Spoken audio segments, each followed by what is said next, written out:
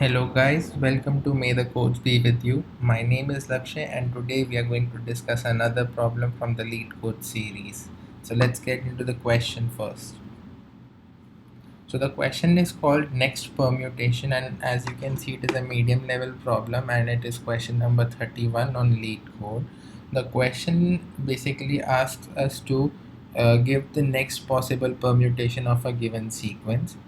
So for example, if we have 1, 2 and 3, the next bigger permutation that is possible is 1, 3 and 2, right?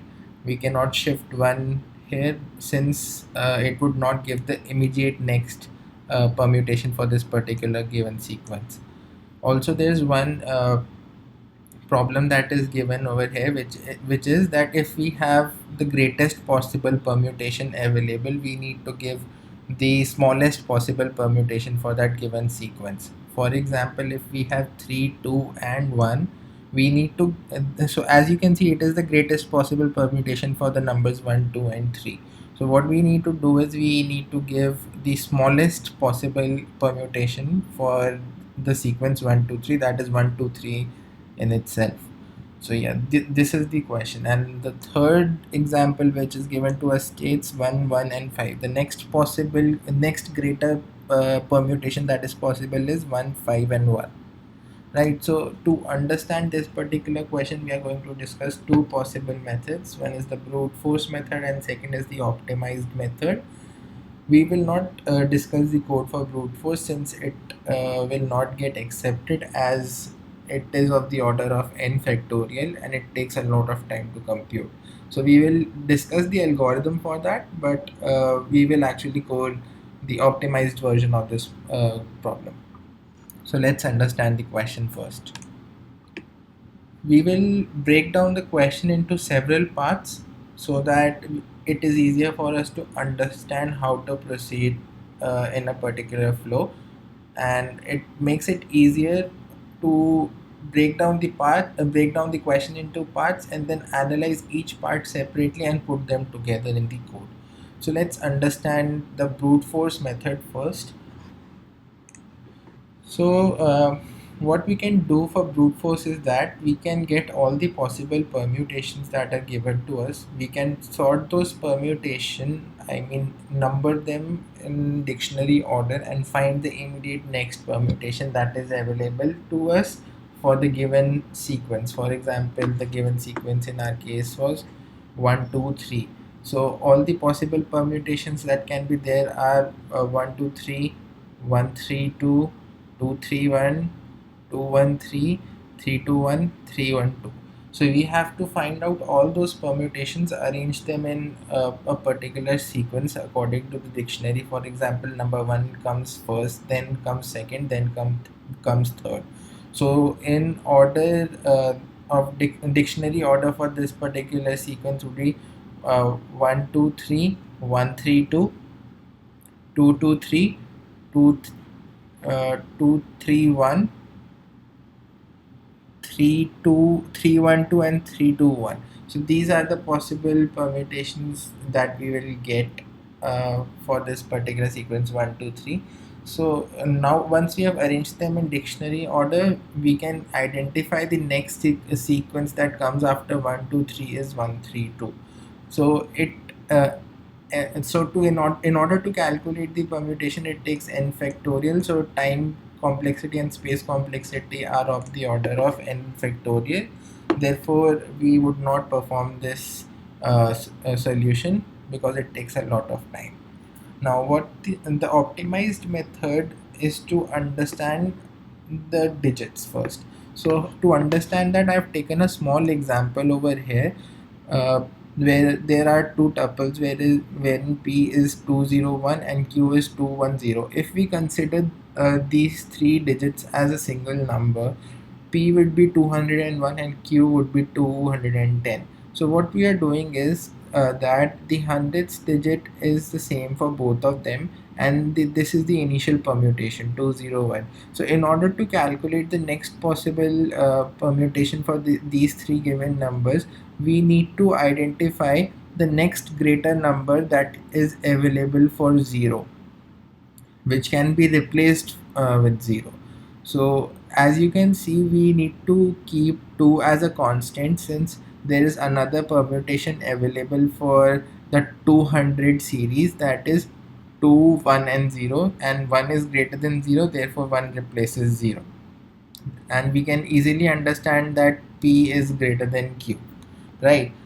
Because P is greater than P is smaller than Q, so that makes it easy for us to understand that the next greater possible permutation for 201 would be 210.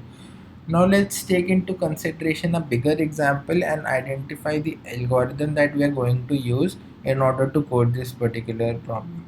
So we are given this array which consists of 6215430 as the numbers inside this array.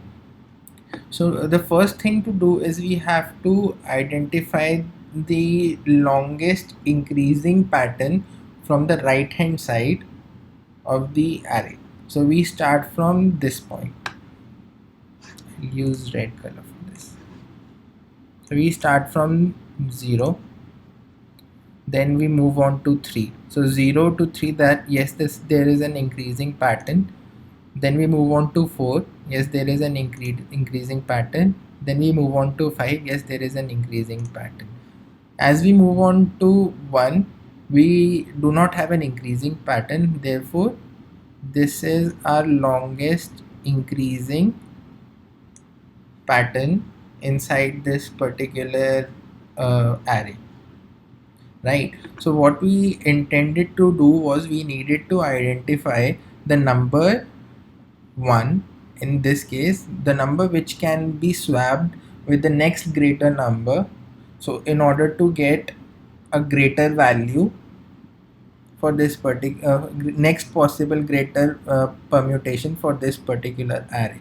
So what we need to do is we need to swap this number 1. Like in this case, we identified that this was the number that needed to be swapped. So in this case, this is the number that we require to be swapped, that is required to be swapped. So there are two possible, I don't know if I can call them subsequences, but yeah, there are two possible series inside this particular array that need to be computed, and this number here, number 1, needs to be swapped,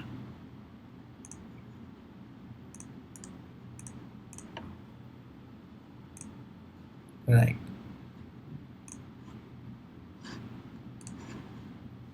This number 1 needs to be swapped. So what we would do is we can name this as our k.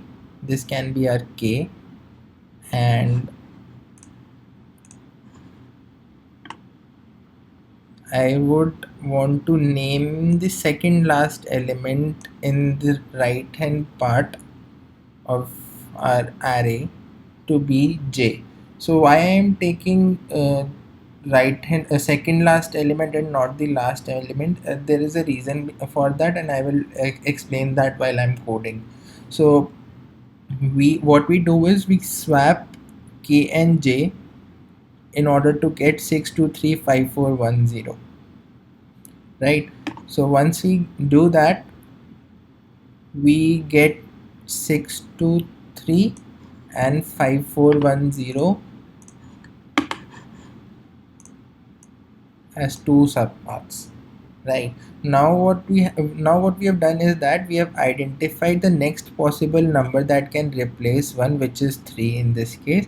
But 6235410 cannot be the next permutation for this given possible array, because there can be several other permutations which are immediately greater than 6215430, which can be 6234510 or something like that. So in order to get the smallest possible value from this, we will reverse this particular part in order to get the smallest possible value, or in short, what we can say is we can sort it in ascending order, right?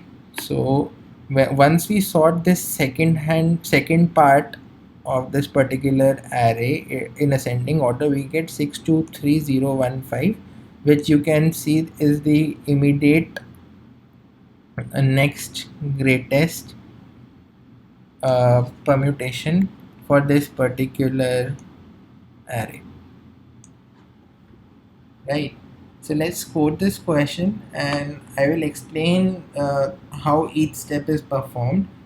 So there is a reason why I told you to break it into three parts, since it makes it easier for us to understand every part individually, and then after we have understood the individual parts, it is easier to compute them and put them together in order to get the desired result, right? So let's code this question. As I told, I would be placing, we first what we need to do is we need to identify the element that needs to be swapped, that is this in this, that is number one in this case. So we need to swap it with some number from the right hand side in order to get the first step of our question. So what I do is I initialize our k variable from the second last position in the array. Now what we need to do is we need to find the longest increasing subpart in our array. So what we do is we place a basic condition to check if k is always greater than 0, and nums of k is greater than equal to nums of k plus 1. So this is the reason why I started from the second last point, since we are comparing it with the k plus 1 position as well.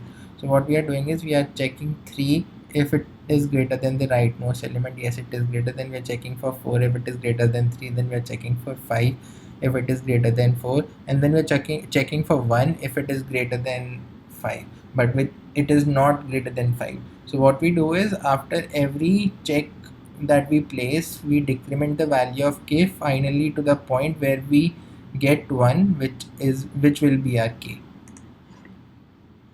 right? So what we just decrement the value of k. Now what we need to do is we need to check if k is equal to -1. So what this will do is it will identify if the given pattern to us, for example this pattern 3 to 1, is the greatest pattern or not, that can be given out of the three numbers. So yes, 3 to 1 is the greatest permutation that can be achieved from three numbers 1, 2 and 3. So what we do is we simply arrange them in ascending order, or if they are the greatest possible pattern, so the lowest possible pattern would be exactly the reverse of this number. So what we will do is we will create reverse, and we will swap all the numbers starting from 0 to nums.length -1. Once we do that, we return. After we have done that, so basically this was the condition that was given to us here, that we have to replace in place. And if such arrangement is not possible, it must rearrange it as the lowest possible order, sorted in ascending order. So we have managed to do that using this condition here,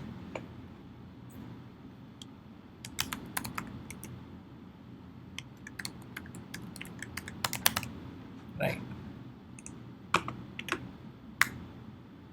Now what we need to do is we need to find out the j value for our array, which was number 3.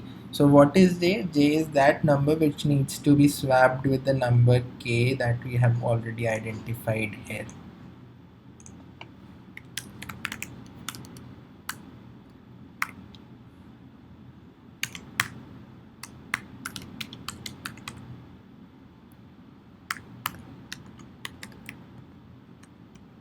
Now we will check if the number at the kth position is less than the number at the jth position, because we need to put the next greater value there.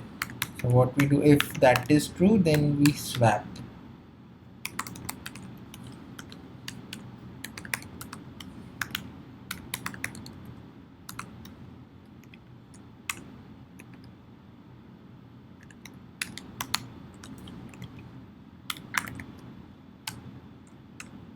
So once we have swapped, we will break from here, and the last step in our question was to reverse or increase, arrange this part of our question, the right part 5410, in increasing order, right? So we will do that now.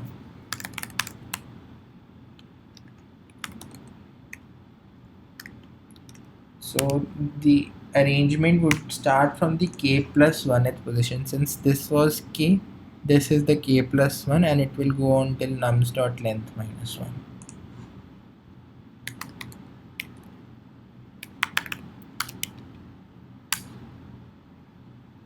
So basically this was the algorithm for this particular question. Now what we need to do is we need to uh, define this method which we have used right now.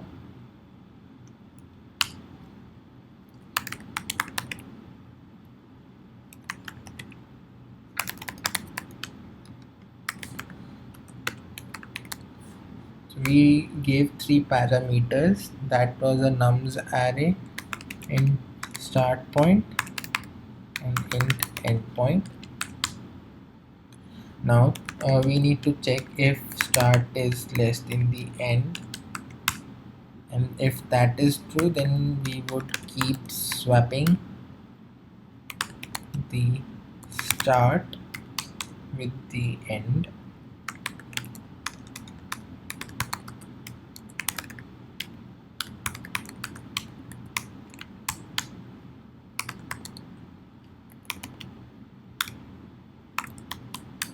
And in the end we would increment start and decrement end, or we could simply do this also, start plus plus and minus minus.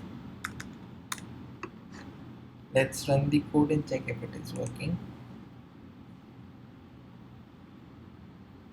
Yeah, our code got accepted. Now let's submit and check how much time it takes. So our code took 0 milliseconds of time and 39.1 MB of space. So I hope you like the explanation and the coding part of this question. Please like, share and subscribe, and do comment if you have any doubts. We hope to make more videos very soon so that they're available for you to try these questions. Thank you for watching our video.